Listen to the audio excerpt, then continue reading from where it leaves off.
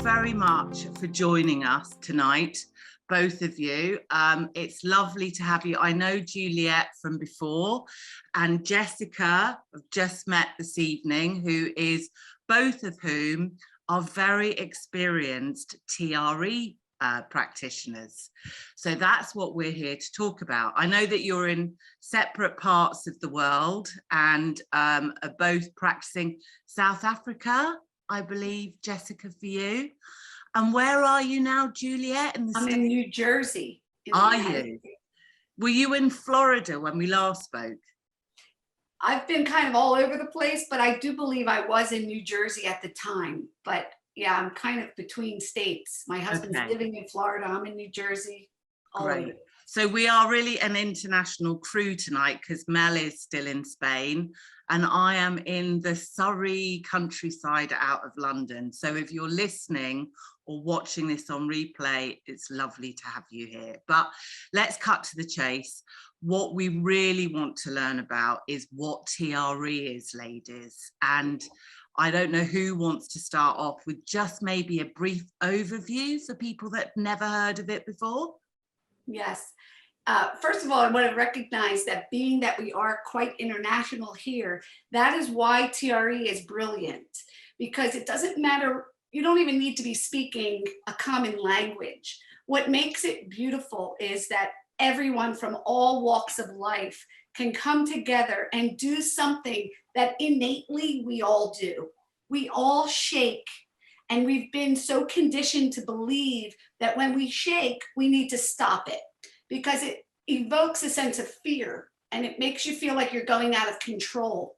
Okay. And the idea behind TRE is rather than, you know, we logic everything in life. Our ego wants to control the nature of things, and the mind doesn't often know how we feel or what we believe. And like Mel so brilliantly asked this morning, she said, you know, she was doing her little live Instagram and saying, when someone asks you, how are you?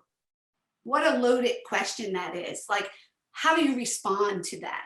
And what TRE does is it gives you a safe way to explore the self with 7 simple exercises that work kind of, you know, up from the feet all the way up the body, from the bottom up. And we're bypassing the logical thinking mind. And then it evokes the natural shaking that we do when we're afraid, or what animals do naturally in the wild. When animals fight, flee, or freeze, if they survive, the organism will shake itself into homeostasis. And that's what Dr. Briselli found out. We can do that. We as humans can bypass our mind. Animals don't get traumatized like we do. We get traumatized because we get stuck in a story. So TRE is going to take us through 7 exercises, allow us to lie on the ground, shake, and kind of literally like a pressure cooker, let out the steam and bring us to really say, how am I feeling? Brilliant. Thanks, Juliette. And Jessica, have you got anything to add to that brilliant kind of overview of it? Because what I'm hearing, and I don't know if Mel is, it feels like it's a kind of reconnection to the body, and whatever the body is wanting to do, it's almost not freaking out about that. Would that generalize it? Yeah, look, I think that it is exactly that, a chance to reconnect and get in touch with your body and let your body speak. And, you know, it's all about connecting to the new language of the body, which can feel unfamiliar and a bit strange at first. But it's such a gift to be able to connect in that way. And the only thing I would add with what Juliette said is, you know, that nervous system and that shaking can happen when we're excited or when there's good stress and like focus and you need to be in the zone. Or say you've got wedding jitters. So it can be, it's any state of that sort of arousal. And in both states, whether it's sort of the overwhelmed or over-aroused, how do we bring ourselves back into balance and remember that we have the ability to shake? Yes. Okay. And why TRE? Why would we do it, and who would we do it? Because I suppose the first question that comes up for me is helping people understand about the shaking and where it comes from, or what dysregulation is like to the nervous system. Yeah. Well, dysregulation, as we know, is the root basically of all illness, disease, right? So we're dealing with stress, which is really a rather healthy energy. So we just need to find out, how do we utilize our stress? How do we get to the point where we can come into a balanced state and recognize, oh, I'm high or low, like we talk about the window of tolerance, like get to the point where it's like, I'm okay. And when we're in that okay state, our nervous system can self-heal. That can do its job, while now we can recruit a mind that's eager to assist us. So we work bottom up with TRE so that we can literally clear the cobwebs in the lower parts of our being, so we can recruit a more clear, calm, ready, online mind. Because the mind isn't like warped with trying to control things. Instead, it's saying, oh, she's okay. You know, how can I assist? So we're really renegotiating body with mind and helping them to work cooperatively. So now after you've done TRE, you're more open and willing to work maybe with what you do with EMDR or with CBT or with any kind of talk modality. You're just more ready, and like we said, how are you? You're ready to receive, you're ready to listen. It really pushes the back switch in the back of the brain, this amygdala. It shuts that switch off. So now our prefrontal comes on, if that makes sense. Yeah, it does make sense. So how do you deal with, and what happens between, you know, people that are very stuck on in hyperarousal and then those that are stuck in hypo? How do you negotiate through exercises to get people back into the window of tolerance, or even if somebody is really dissociated? What do you think, Jess? So in those instances, the great thing about TRE is meeting you where you're at. Not everybody has to do the exercises to get the tremors going. Sometimes actually just being allowed to lie on the floor and sense into your body and just learn to trust your body, because as a trauma survivor, depending on what your trauma has been, sometimes it is just terrifying to be safe in the body and connect with your body. Yeah. And so by slowly, little bit by little bit, connecting and learning the signals that your body is showing, if it's getting, if you're sort of hypo or hyper aroused. So you learn to develop this map and where you are on the map. Perfect, yeah. And it will seesaw, you know, if you're hypo, it will sort of slowly bring you up to baseline. If you're hyper, it's going to bring you down. And you may notice you switch. It's sort of a constant dance. And how do you work with people generally through that dance, both of you? What would that look like? And that's an interesting, Jess, you could speak more on that, but for me, I do notice there is no one size fits all, even though we can have an intro workshop and we can give it bare bones and real basic. You know, everyone responds differently. So a breath, an in-breath for one might be what you need to come out of depression, but that in-breath is going to make an anxious person more aroused. So it is, like Jess says, it's a dance and it's an art. And if you're working in a group, it's really having the insight, the intuition, the capacity as a provider to like be open and receptive to the energy of the group and to help read it and orchestrate in a way where someone that's really triggered, you're not really speaking to that person, you're maybe speaking to another person, and they are receiving, you know, we're not putting anybody on the spot, so to speak. So I think you have to be real careful of, some people don't want to put their video cameras on while we do have to watch you. So there's And what do you think, Jess? It's difficult, but yet, what do you think about that? How do you? Yeah, so, a really sort of simple way of explaining it would be if a person is quite dysregulated, smaller tremoring times, it can literally be 10 seconds of tremoring. Yeah. And then take a break and then go back into it, because it's like stepping into water and getting comfortable with water. Then, so when we were saying understanding the signs, if you notice that all of a sudden you're starting to yawn, it's a sign your body is down-regulating. Or if your stomach's gurgling, or if you notice your muscles relaxing or your eyes watering.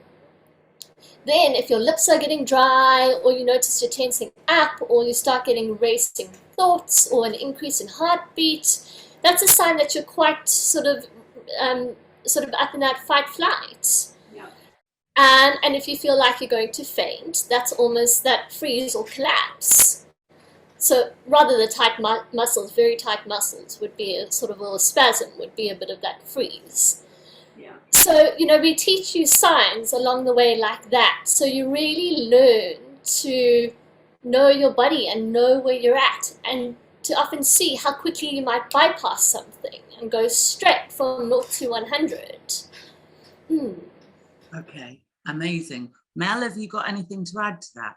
I'd just like to, I'm just listening to you ladies, and what's coming to me is just how important this kind of work is to do as a trauma survivor. I think back on all the years I was just so dysregulated and so disconnected from myself. My heart might start beating fast and I wouldn't even have a clue, like, what does that mean? And probably I would catastrophize and think I was about to have a heart attack and die.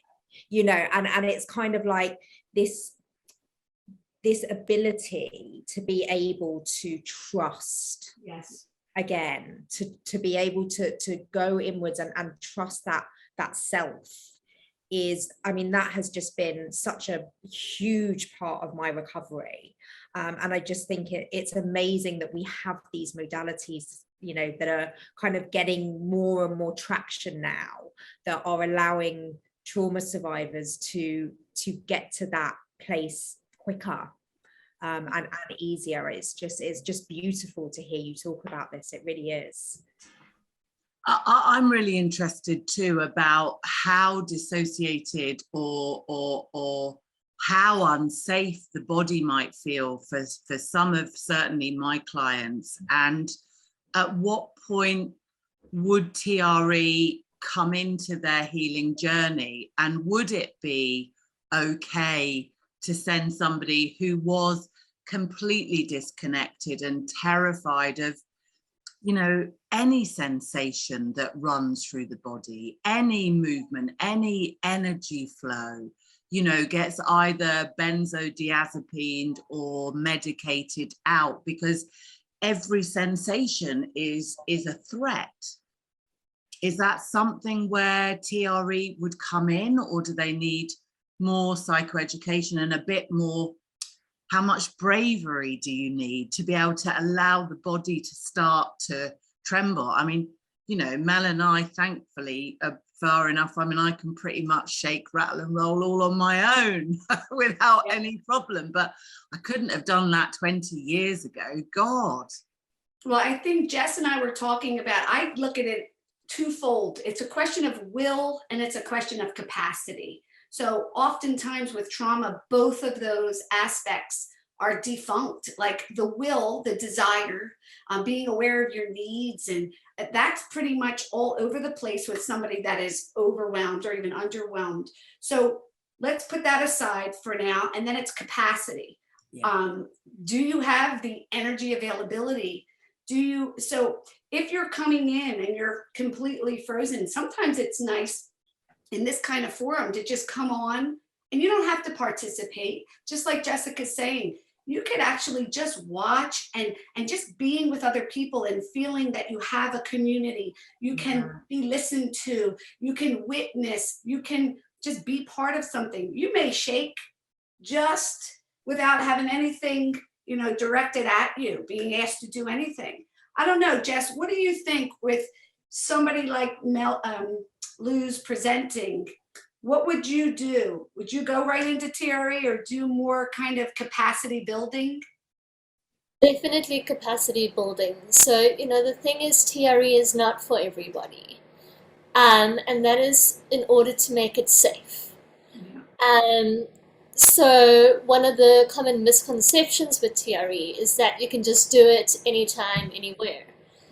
But if you have a fundamental feeling of not being safe, what's really important is first to start working with, and it's not that TRE isn't safe, it's that when there is such dysregulation, you're unable to integrate, and then you end up re-traumatizing yourself. Okay, so what needs to happen is sort of building that capacity, that ability to feel safe, which is done through psychotherapy. And if your psychotherapist or counselor is, you would need to be a clinical counseling psychologist, is trained in TRE or EMDR, it's about using something that's going to feel safe and as less invasive as possible to begin with. And then when there's that point where either there's a rapport with the psychologist, or a sense of safety when you read about TRE, that it goes, actually, I'm interested in this. Sometimes 10 seconds of tremoring is enough.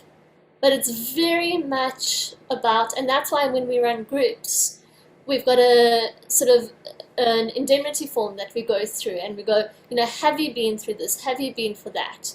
Because it can indicate whether TRE is a good fit for you, or whether you actually need a one-on-one session rather than being in a group. And I think that leads into when we talk about contraindications, like who's this not for? Yeah. And I think we have to be careful because interestingly, the list that says that it's not for is who it is for. So for instance, if you are have fibromyalgia or chronic fatigue, that's why I came into this, medical trauma, injury, there's not enough peer-reviewed research right now. If you're pregnant, you come in and do it. I work with pregnant women all over that it's made their pregnancy simpler. It's just been great bonding with the child. Epilepsy, it's improved the length of seizures, but we can't say go do that because we have to be careful and we have to go, the safe route and say, listen, it's at your own risk.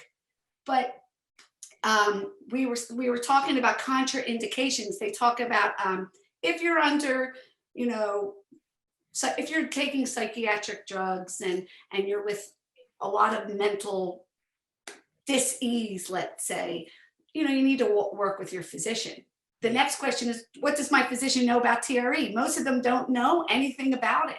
So that's why it's nice to now group and put together a TRE provider, speak with the medical practitioner, work as a team, understand each other's processes. How are we best trying to help this person? This is where team and communication is crucial because, a lot of medical doctors, they just don't know alternative methods and they'll be quick to give you a chemical substance. Yeah. So that's where education is so important and really getting into and try something. Just try a little bit. See for yourself how your body responds to TRE. But that's what we need to do, communicate. If I may add to that, so definitely no broken bones, no sprains, no spasms. If you're in pain, don't do it. That's sort of like immediate pain. If you've had a surgery, no, because you need time for the stitches to heal. When it comes to blood pressure issues or mental health illness or diabetes, it is possible, and fibromyalgia, as Juliette was saying, those things are cautions. So that's where doing a one-on-one session first with a certified provider rather than necessarily in a group setting is probably a better idea. Yeah. And what is the difference between, you know, doing it on your own, doing it in a group, or doing it with somebody like you guys first, especially for people that have got trauma? Yeah, What I are the think benefits? we have to be real cautious of people who have trauma. Like Jess was saying, we don't want to re-traumatize. So while for me, from my perspective, I like you to get this tool. If you're just an athlete, wants more endurance, flexibility, recovery time. And when you do it within 4 times that you work with me, I use that kind of as a window to kind of observe, where is this person? Are they safe? Are they within 2 days after you shake, within 48 hours, you'll notice what's coming up. Is there emotional like dysregulation? Are you really, you know, not able to come out of your anger, or is it activating sadness to the degree that you really should be talking with someone to process this before you act again? So I think we as the provider, we have the knowledge and the experience to kind of assess someone, notice where they are in the process, and, you know, kind of adapt accordingly. If you just go get the book or the video, which you can do, I would say somebody that's doing that has a will. You know, they already are ready. They know what they want. They're eager to get help. Now, I would just caution, when you do it, you know, I get people saying, I did the book, I did the video, it didn't work. I didn't shake, because maybe they didn't feel safe. So I don't know, you have to try it. Each person has to give it a go, and you have to know that there are trained practitioners. And the next question me and Jess were talking about, what if you don't have money, right? What if a lot of people are saying, you know what, I'm really sick, I need help, I just don't have the money. But people aren't investing in themselves. They're not committing to themselves. So how do we get them there, Jess? When we were talking about this, how do you get somebody to value themselves, recognize that they deserve, rather than go get your Starbucks and buy your cigarettes? And how do I put my money into self-care? Yeah. Yeah, and it's realizing you are the investment. You know, that there is that I remember, because when I first discovered TRE, I was so excited because it was a tool that I could do on myself. And being a trauma thriver, I wanted to feel empowered and know that I could heal myself. But one of the very common things is that we don't allow ourselves to be supported, because I so badly wanted to be empowered. And the biggest gift I gave myself was seeing myself as the investment, and working out how could I save for a few sessions, and how could I let myself be supported through this process. Right. I hear you, and I agree with you, and I also feel that for trauma survivors or thrivers, or you know, in our journey, we need to reach out to another person or people. I mean, part of our healing, or all of our healing, gets done in relationships. And so that co-regulation piece is really, really important. And I even feel it myself. I mean, you know, with my EMDR healing, I've got my machine. I could sit there probably and work out the belief and do it all myself.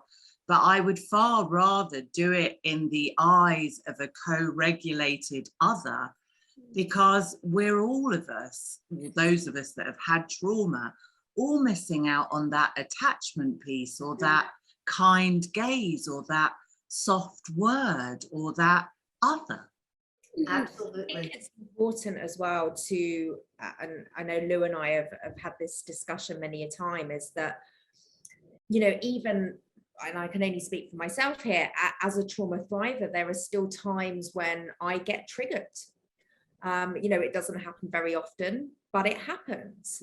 And, you know, I would want to know that if I am doing something that is potentially, you know, putting me in a place where I'm going to experience something that I haven't experienced before, and especially for me being a sexual abuse survivor, something that's going to happen to my body, I want to know that I've got a safe other there to experience that with, whether however healed, you know, or far along my journey I am, you know, it's still very important for me to know that I have that safe space. Absolutely. It's never ending process, and it's never that you're just there, you know, it's no matter how far we come, every day I look at as a fresh start. It's a new day, and you really have to get out there in the morning and be intentional and end the day with intentionality and never. I look at true healing for me. The first two words that I like to hear from clients are I'm ready, and then we're ready to go, and then it's I don't know. When we're willing to let go of that need to have to know, and when we can work together and really say, I don't know, and just be open to have more questions when we're done than answers. And that's where I drive people crazy, but I love delving in and just getting more curious. And there's so many questions to unearth, and we want to go into that expansive post-traumatic growth aspect as a co-regulator. Now you're a dynamo, you're lit, you have so much light to attract this beautiful energy and to help people step into their greatness. And that's why I think we're here, because this quick tool is a way to unearth and unlock and unleash potential that together as women or men and women, we can really work together and say, like Jessica, like she's great with, here we go, let's stay linear focused and I'm all over the place. How do we complement one another? How do we work together? You know, and that's key. And in South Africa, I'm so impressed with the TRE community. There's a big fire or there's something, they get together, they get out there, they're working together. It's not like a competitive thing where, you know, and that's where East Coast, it's a little bit, you know, we're still in compare and despair. It's a little bit competitive. So it's nice to work internationally and join forces. I have a question. How appropriate, or is this something that potentially in some form could be taught in schools? Absolutely. Children. Absolutely. I think it should be in every gym class. I think it should be, if you make it just physical, if you have trained staff, trauma-informed counselors, which right now it is, now we need to do this. In school, when these kids are running about and then they lie down 5 minutes, just diffuse that energy, bring them back. And if you get them back into homeostasis or just back into their bodies, they go back into that classroom after lunch and they're ready to talk. Can I just have a caveat here? Yes. Because I know that somebody watching will be having a breakdown at the moment. Yeah. We have a teacher that watches quite a lot of our live Facebooks and gets a little bit fed up when everybody says, we've got to do it in school. We've got to do it in school, because she says that send the people in, but the teachers that are there already with what they're asked to do, she said, if we get asked to do one more thing. Listen, that's perfect. I'm so glad you said that, because I'm a long-time educator. I went through the educational system with so many suicides, so much of that's why I went into counseling.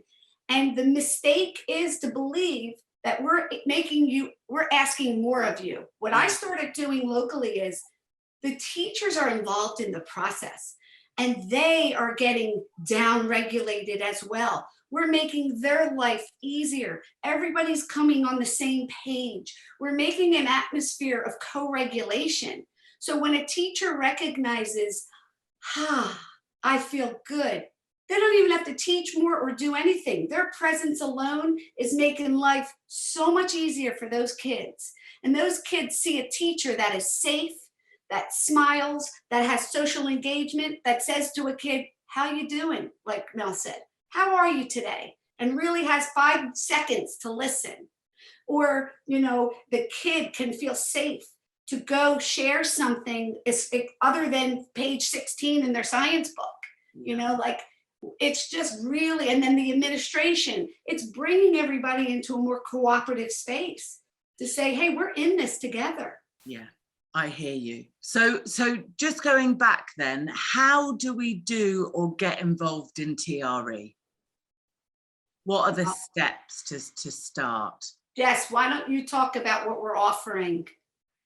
So for the Trauma Thriver group, we're offering some TRE Introductory Workshops, and that's going to be on some Saturdays and some Wednesdays.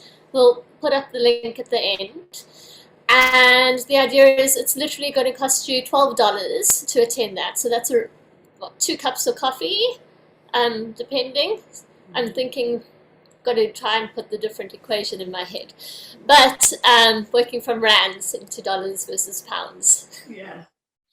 And the idea is, so in that session, what we're going to do is bring in this stress response where you're going to learn like what actually goes on in your body, how to recognize what's going on, and then get a full experience of the actual TRE process.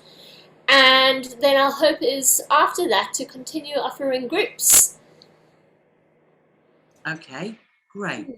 And are we going to get a demo today? Yes. Is that what we were moving into next? Absolutely, yes. So to give everybody a taste to be able to see what it looks like, Lou and Melanie have kindly offered to demonstrate the TRE process. So Juliette and I will be facilitating you two so you can see rather than us explain what's happening.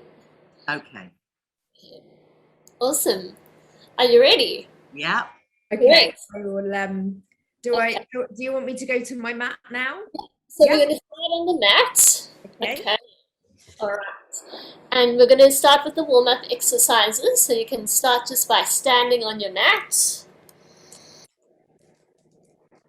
Okay.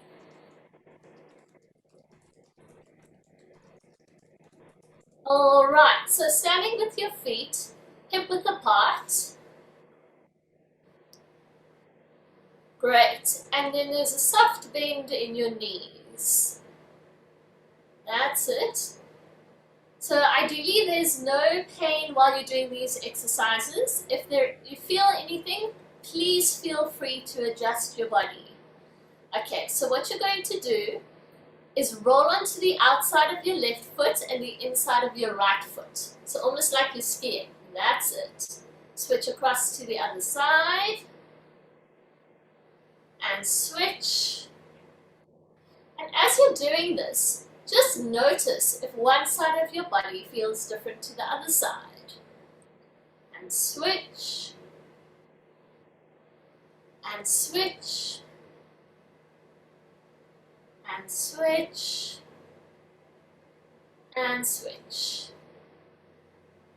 And back to the center. Shake out your legs. Okay. Now we're going to do some lunges. So you're first going to open your legs so they are slightly wider than shoulder width apart. Your knees are bent, and then you're slowly going to roll down. Rest your hands either on the ground, or if your back's feeling a little bit tight, you can rest on your knees. And you'll take 3 deep breaths here.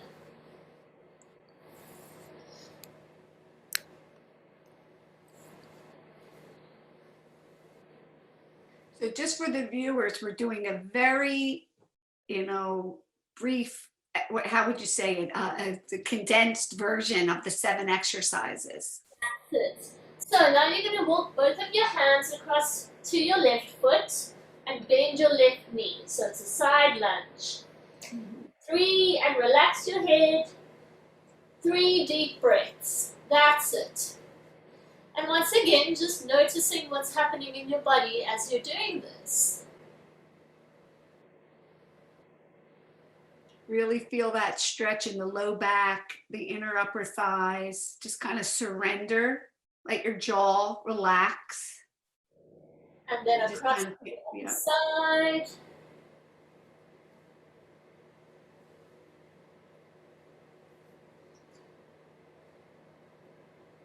That's it. 3 deep breaths.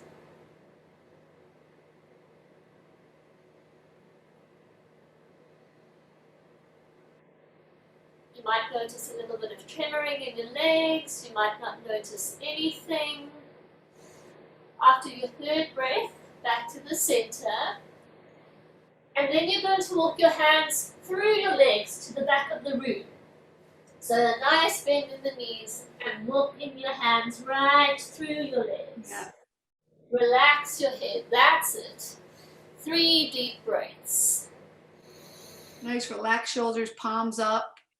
Face your fingertips to the back wall. And breathe. Feel that breath come up the spine. Nice out breath through the mouth. Kind of surrendering with every out breath. Let your legs just relax. Notice if you feel any tremoring or sensation. And then when you're ready, slowly unwind. Coming up and heel toeing your feet so they're about just wider than shoulder width apart. So now I'm going to turn to the side so you can see what I'm doing. This is going to be a stretch for the psoas muscle. Okay, so with your feet facing the front and your hands as though they're going into your jean pockets, the knees are bent and you're going to push your hips forward. That's it. And 3 deep breaths to the front as you are. That's it. Noticing if you're feeling a pull on either side and engaging your bum to protect your back. Mm-hmm. If it feels strenuous at all, please come out from this position, twisting your hips over to the left and looking over your left shoulder gently. Taking 3 deep breaths, relaxing into the pose.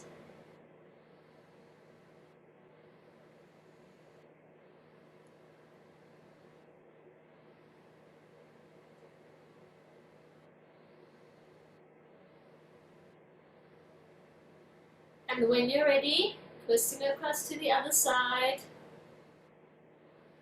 looking over the other shoulder, taking 3 deep breaths. Really breathing into your hips. It's where we hold so much emotion. That right hip holds so much anger. Left hip holds grief.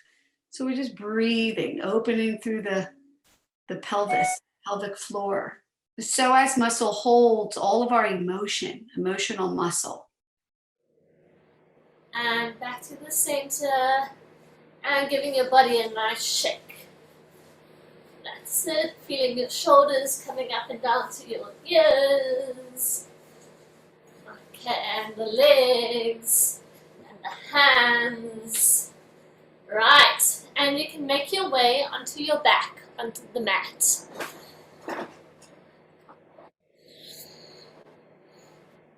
Great. Just checking you're both doing okay there? Fine. Good. All right, great. So now what you're going to do is put the soles of your feet together, touching like a frog, and bring your feet as close to your buttocks as you can. You want me to demo with you, like on the floor here, or? They seem to have it, but it's fine. Okay. Yeah, okay. Then what you're going to do is lift your hips up off the ground. That's it. And you're going to squeeze your bum as you're doing so. If at any point you start to get tired, please come down and rest for 10 seconds. During this position, you might start to notice some shaking or some swaying in your body. That's the psoas muscle activating for the tremoring process. So remember to take a break if you need, and remember to breathe. Those feet coming together like this, it literally closes our electrical loop. It creates, our feet give so much energy. So we're making a closed circuit. And it's nice when I like to do little Kegels, and like when you tighten your glutes just a bit, you can activate some of that energy in the root of the body. Yeah, yeah. And Okay. just notice the difference between tension and relax. Hmm. So remember to take a break if you need. We're going to be here for about another 30 seconds. And breathe. Nice breath.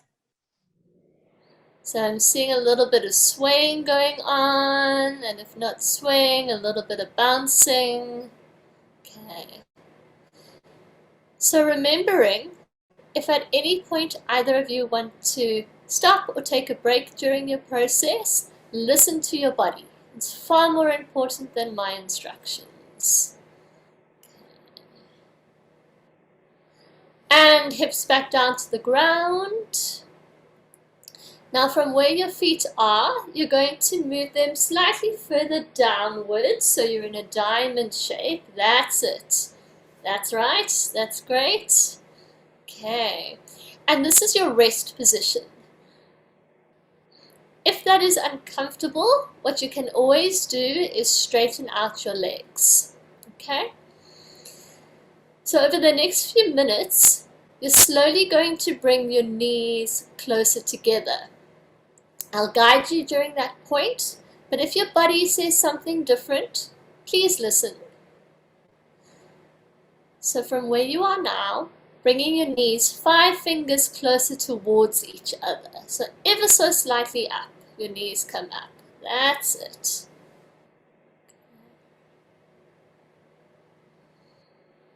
And what we're doing here is we're starting to just fatigue the muscles by having that dynamic of the open stretch plus a little bit of muscle tension to help activate the tremors. Juliette, is there anything you want to add? I would just say here, just, awareness of, you can keep your eyes closed or open. If you feel that you're dissociating a bit, make sure you do open your eyes and identify 3 things in the room, and just kind of bring your breath on down into the belly, into the legs, feel the floor beneath you, and just whatever you need to do to feel that I'm okay right here, right now. And breathe.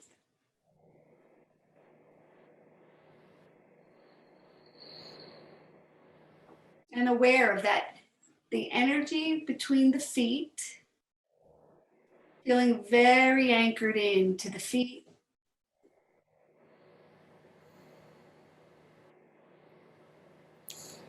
And bringing your knees up 5 fingers closer. And as they get closer, you might notice that there's a slight tremor that comes. And if it's not there yet, that's also okay. Right. And when the mind gets busy, as it will, just recognize it. If it's saying, what am I doing here? What is that? Just recognize, what is it? Give it a word like judging or trying to control. And then give the mind, okay, control, back to the breath, back to the body.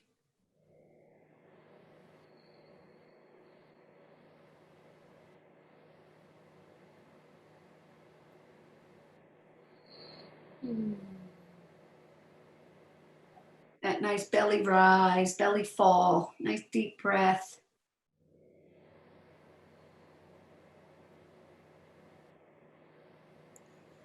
And bringing your knees another 5 fingers closer together.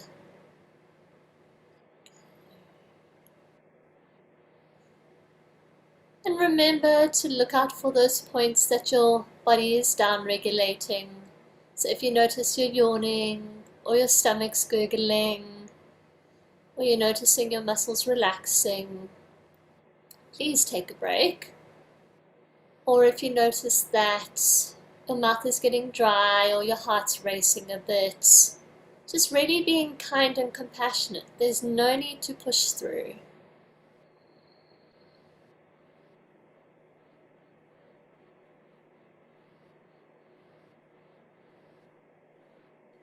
So Lou, are you feeling anything, any sensation, what are you noticing? I'm noticing I'm just about starting to tremor. Okay. But not like the first session I did with you. So it's starting now. I'm also noticing that my breath is getting deeper. I'm down regulating. I yawned a couple of times. Good. I just feel like, yeah, my stomach maybe is gurgling a bit, but I was shaking before when we were up on our knees and swaying. Now there's a slight tremble coming into the legs. And you're okay with it? Yeah, I love it. Okay, good, good. How about you, Mel? What are you noticing? So my legs are trembling quite a bit. I'm noticing I'm smiling a lot. Yeah. What do you think that is? I think it's joy. Huh? It feels like joy. It feels very joyful. Okay. Beautiful. I'm being naughty. Yeah, what are you thinking? She can't wait to go see her boyfriend in a little bit.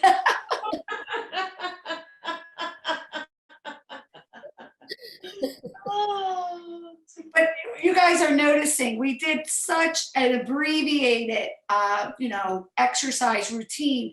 The body's just dying to speak. It just has so much in it. So if you just give it the chance, and as you're noticing, it's happening. Less is more. We don't want, like you said, we don't want to compare, Lou, to the first time and this time. No two times are the same. The body will present differently, and just respect it.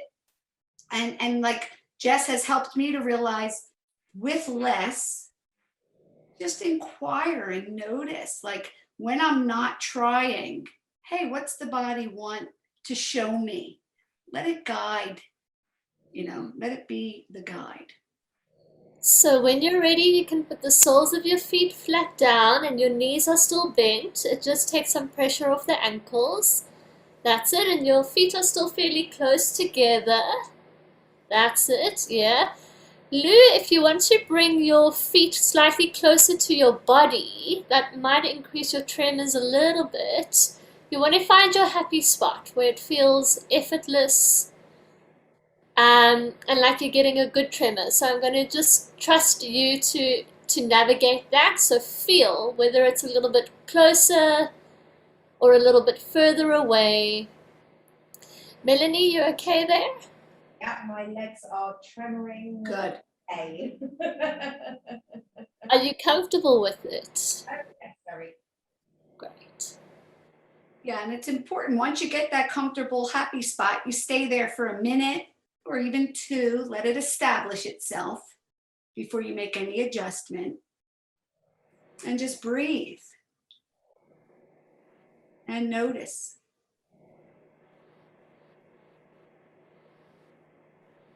And just so a little more info here of this process. So initially, we activated our stress response in a safe, controlled manner, as we're doing here. You're in control of the process. At any time, you can stretch your legs out completely, pull your toes back to your nose. It will stop the process immediately. You could roll to one side, get a drink. You listen to your body. But where you are right now, when the feet are flat, we've allowed the energy, the contractions, to move from the lower part of the body, more of the autonomic kind of nervous system, into now the central nervous system, where it gives the tremoring a chance to come up into the spine, right? Up into the brain stem. If, it's going to move as you give it permission to where it needs to go. All right, and when you're ready, you're going to straighten out your legs. We're going to go into integration. Okay, so really this was a express TRE session tonight. Okay. You might feel the need afterwards to carry on tremoring later on in your own capacity, and especially if you've tremored before, and especially, please, this only applies to those who have tremored. Go ahead. Mel, since you've had your little experience, we will send you information for doing it on your own too. But it can often leave one feeling afterwards, like, especially when it's such a small dose, the body goes, yes, I really want more of this. Yes, and integration, so everyone understands. I like a visual of whether you're shaking up a snow globe and that snow is very, chaotic, and then it settles. And as it settles, the flakes or even sand in the ocean, it creates that murky water. And when the sand settles, it's in a new configuration on the bottom of the ocean. So that's what's happening. Even if it's very minor, we've moved energy physically, emotionally, mentally, even spiritually. Your whole energy system has been affected. So now we're allowing it to repattern, to recalibrate.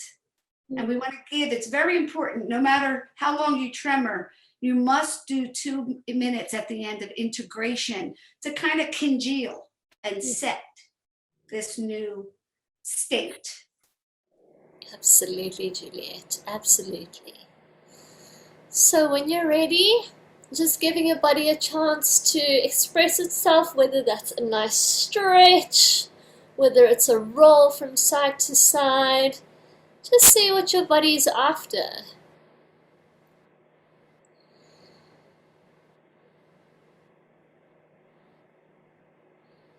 And then after you've jiggled around a bit, you can lie down again and just see what it feels like.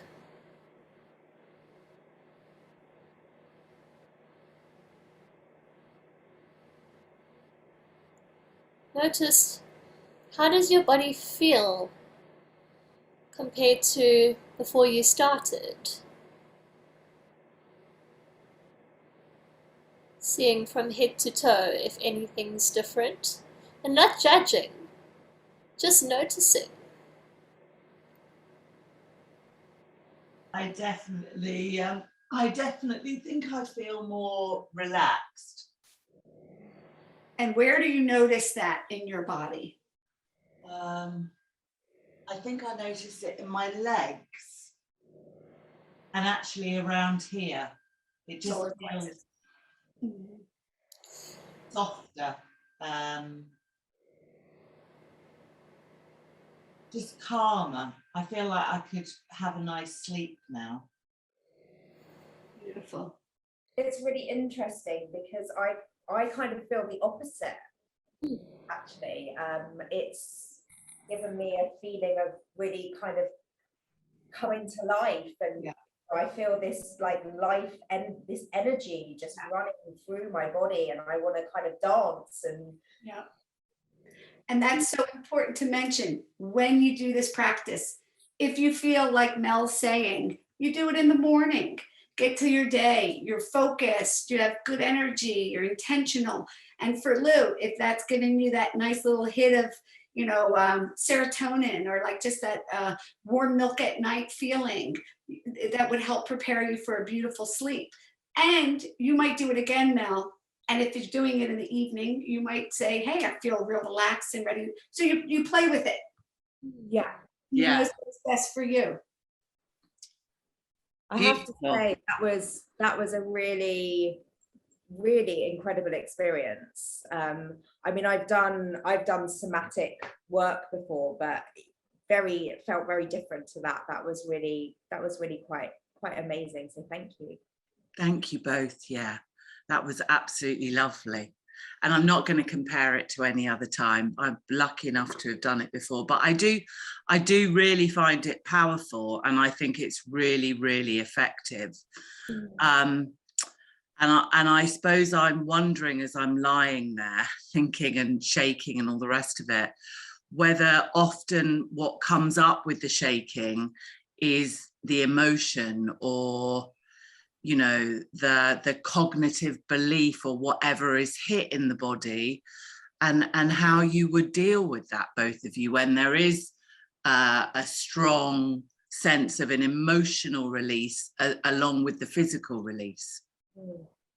For me, and then I'll let you speak, Jess, I allow, if you are safe with the expression, we allow it. Yeah. And if I'm with you one-on-one, I can help contain or anchor you, and or it's nice, we recommend you have somebody, if you feel overwhelmed, have a loved one or someone supporting you so they can anchor you at your feet or be that presence. Or you put yourself in a very small, between the bed and the chair. You make your space more intimate so it doesn't feel overwhelming. There are ways to feel contained and safe, and we make sure to recognize that. What do you think, Jess? Yeah, completely agree with you, Juliette. And that's the benefit of attending a workshop, is we really go through all these things on how you create safety, and how to recognize when emotions coming up and what to do. There are a lot of little tips along the way. Okay. Have we got any questions at all, Mel, have you noticed? Oh, no questions. Just sort of people commenting. Nothing at the moment. Sorry. Just sort of people. That's me. Is that you, Lou? Yeah. I can't quite come out of it, but there you go. I have now.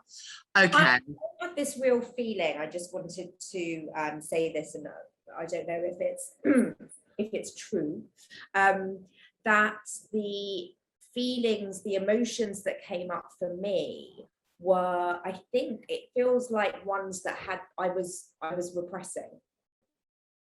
It feels like I've been wanting to feel that joy probably for a while now, but something's been stopping me from feeling it.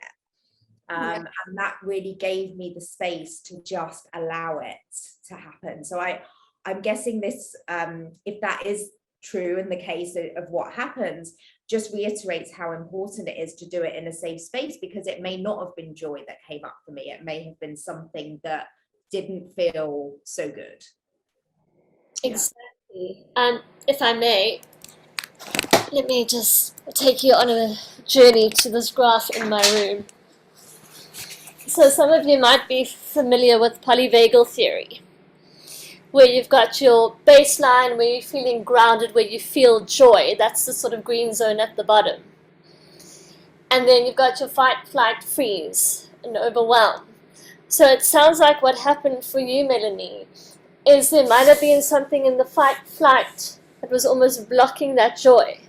And through TRE, it helped you down-regulate, sort of more into that baseline. And, we've got to remember that it's not necessarily, you could be regulating differently on your physical, mental, emotional, spiritual bodies. So you're not necessarily doing all. It's a very dynamic process. Yes. We do have a question. Tracy's saying, I get the tremors but don't feel anything particularly exciting. What do you think that reveals, if anything? So repeat that. She's saying she does not feel anything right now. She's saying she doesn't, I get the tremors but don't feel anything particularly exciting. What do you think that reveals, if anything? I'm guessing, and Tracy, correct us if we're wrong, is that when she's saying she doesn't feel anything particularly exciting, there's no very obvious. Yes, and that's very important to this process, like anything vibrational, will continue to work on the body in 48 to 72 hours. So integration isn't a one and done 2 minute. So what just happened, we might not be aware of right now. Even though it's mild and it's subtle, it's very important now to stay aware, stay hydrated, treat yourself well, be aware, maybe have a journal at your bedside. When you go to bed tonight, it's very likely some powerful emotions may come through. Tomorrow, you may wake up and feel off. There might be anger, there might be sadness, there might be something. And when you wake up, just notice that, because we've shifted and it's not going to present right away. So that's why I say 3 R's. We recognize what comes up. We respect it by noticing, like Lou said, right here, my solar plexus feels more open or soft.